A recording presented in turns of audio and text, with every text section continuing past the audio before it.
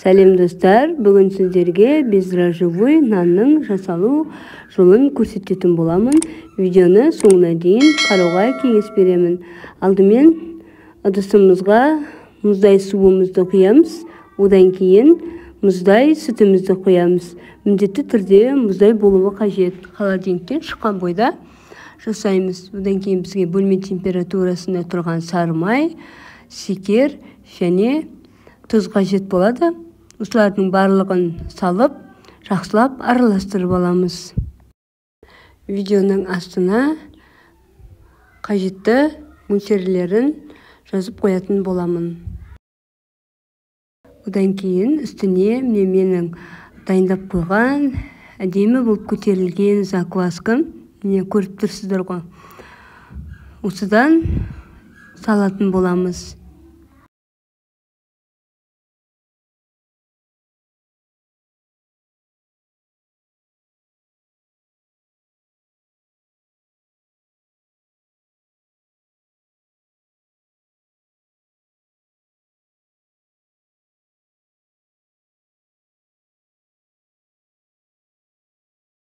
Біздің закваскамыз осындай болып тұруы қажет.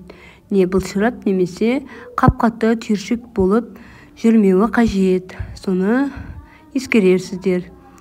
Майымызды орталарынан бөліп аламыз да, үстіне бізге қажетті ұнымызды салып, жақсылап жұмсақ қамыр илейміз.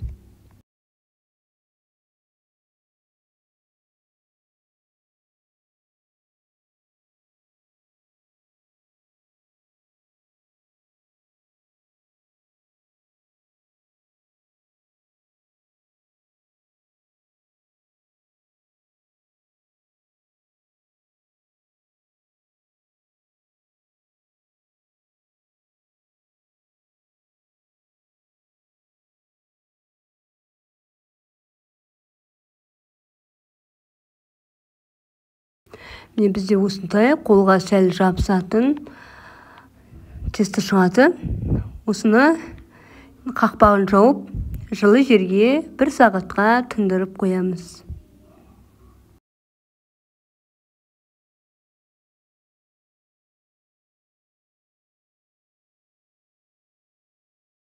Міне 1 сағаттан кейін біздің нанымыз әдемі болып көтеріліп тұр екен.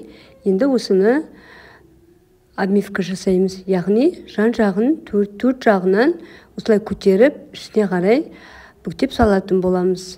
Видеода көрсетілгендей етіп, міндетті түрде жасаңыздар. Мендегі бұл екінші обмивка. Осылай әдемі эластичный тесто болып шығады өзі. Бетін жауып, тағы да осылай 4 рет жасайтын боласыздар. Одан кейін соңғы этапқа келгеннен кейін алдымызға ұнымызды сеуіп аламыз да, тестомызды түсіреміз.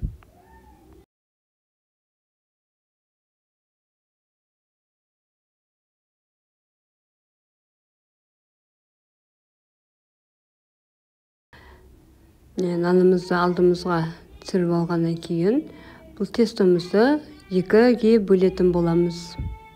Бізде 2 батон наны шығады. Сливочный батон нан, яғни.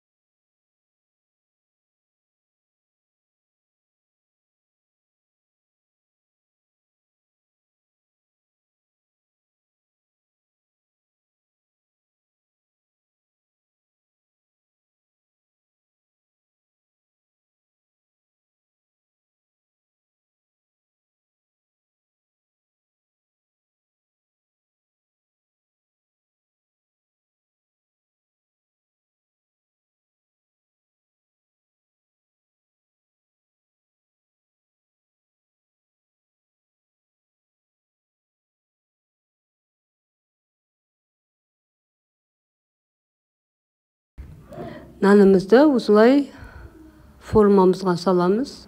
Одан кейін бетін пищевой пленкамен жауып 3-4 сағатқа көтерілгенше тындырып қоямыз.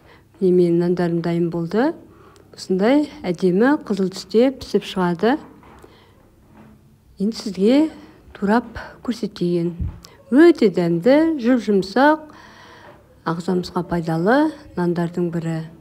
Сіздер де жасап отбасыңызды қуантуыңызды ұмытпаңыздар. Видеоны соңына дейін тамашалағандарыңызға көп-көп рахмет. Астарыңыз дәмді болсын, үйлеріңізде нандарыңыз көп болсын. Сіздермен болғанмен Айдана. Келесі кездескенше сау болыңыздар.